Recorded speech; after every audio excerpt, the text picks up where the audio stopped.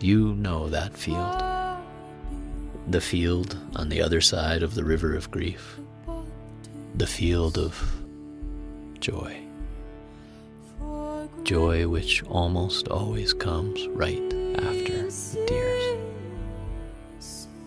Francis Weller tells of a conversation he had with a woman he met in Burkina Faso.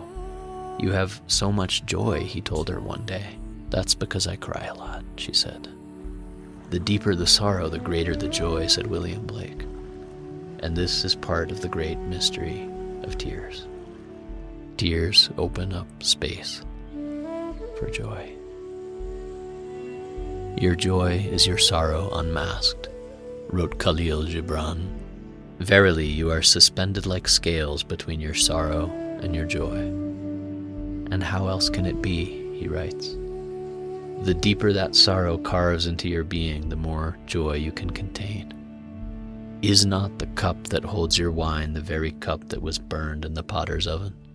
And is not the lute that soothes your spirit the very wood that was hollowed with knives? Right in the middle of the burn scar is where the bright green aspens come to grow. The flowers in the ancient Greek stories are the fruiting bodies that grow from loss, grief, death. Often the more vibrant the flower, the sadder the story. And every tearing open brings with it a blossom of great beauty. And every blossom of great beauty brings with it a tearing open. Everything is beautiful, and I am so sad," Mark Neep opines in his poem, Adrift. This is how the heart makes a duet of wonder and grief. There is a brokenness out of which comes the unbroken, Rashami Rea writes. A shatteredness out of which blooms the unshatterable. There is a sorrow beyond all grief, which leads to joy.